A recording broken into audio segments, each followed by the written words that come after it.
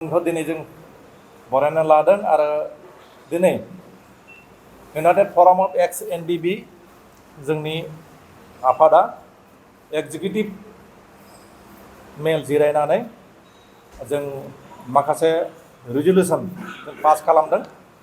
बेखौ नोंथांमोननि मिडियानि गेजेरजों जों रायजो राजाफोरनो आरो जोंनि मावथि सोद्रोमा बिथांमोननो जों फोरमायनो सानदों। रिजलिउसनाव जों पास खालामदों जोंनि जेसेबां भिक्टिमाइज फेमिलि दङ बे भिक्टिमाइज फेमिलिनि न'खराव जों इउनाइटेड फराम अफ एक्स एनडिबि आफादनि मानगोनां मावथि लोगो बिथांमोना भिजिट खालामगोन।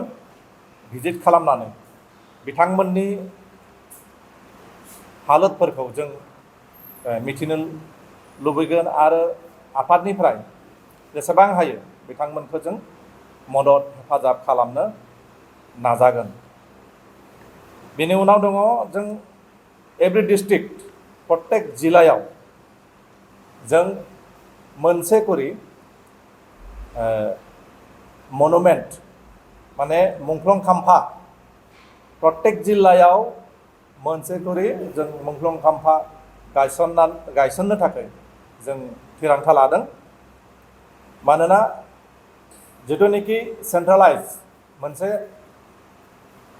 मुंख्लं खाम्फा गायसननायनि खोथा दङमोन, नाथाय बिटिआर सरकारा दिनैसिमबो जोंनो जेबो फोरमायाखै बेसेबां डेभेलप जाना दङ, बबे जायगायाव खालामनो नागिरदों, बेनि हानि जिथु एलटमेन्ट बे हानि एलटमेन्टआ जादोंना जायाखै, खालामदोंना खालामाखै, बेनि बागै जोंनो मिथिहोआखै। बेनिखायनो जोंनिफ्राय जों गावनि आफादनिफ्राय प्रत्येक जिल्लायाव मोनसे करि जों मुंख्लं खाम्फा गायसननायनि थिरांथाखौ जों लादों। बेनिफ्राय प्रत्येक जिल्लायाव जों दासान्दि संकसनिफ्राय सदियासिम क'क्राझारनिफ्राय आप टु धेमाजिसिम डिस्ट्रिक्ट कमिटिफोरखौ जों दानानै लाखाबाय। दा डिस्ट्रिक्ट कमिटिफोरनि सिङाव आन्सलिक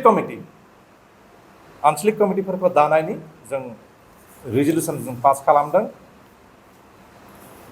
बे मोनसे जोंनि रिजलिउसन इउनिमासलि जों बेखौ लादों। बेनिफ्राय जोंनि आफादनि सेंग्राफ्रा जोंनि इउनाइटेड फराम अफ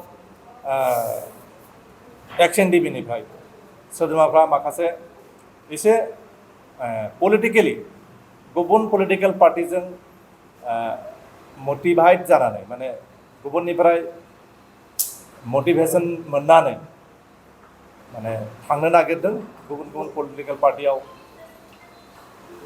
जइन जानो थाखाय हास्थायनायखौ बा गावसोरनि मतामतखौ प्रकाश खालामनाय बा फोरमायथिनायखौ जों मिथिनो मोनदों। बेनिखाय जोंनि आफादनिफ्राय जोंनि सोद्रोमाफोरखौ जों रिक्वेस्ट खालामगोन, जों हांख्रायगोन जाहाथे खुनु मोनसे पलिटिकेल पार्टियावनो बाहागो लाया, बेयाव थांनानै बै पलिटिकेल पार्टिनि सोद्रोमा हिसाबै जइन जाहैया। मानोना जोंनि थांखिया, जोंनि एम्स एन्ड अबजेक्टिभ, जोंनि आइडिय'लजि प्रिन्सिपाला बिदि नङा। जों खुनु मोनसे पलिटिकेल पार्टिजों जों लोब्बा लाखिया आरो जों खुनु मोनसे आफादनि बा खुनु मोनसे पार्टिनि बा खुनु मोनसे हान्जानि बा खुनु मोनसे जातिनि धर्मनि खुनु मोनसे माबानि जों बेरेखा नङा आरो रावखौबो जों बुंनोबो थाङा। खिन्थु जोंनि सोद्रोमाफ्रा जाहाथे गुबुन राजखान्थि आफादाव थांनानै जइन जाहैया, बेनि थाखाय जोंनि सोद्रोमाफोरखौ नोंथांमोननि मिडियानि गेजेरजों गुरै खावलायनाय थाबाय।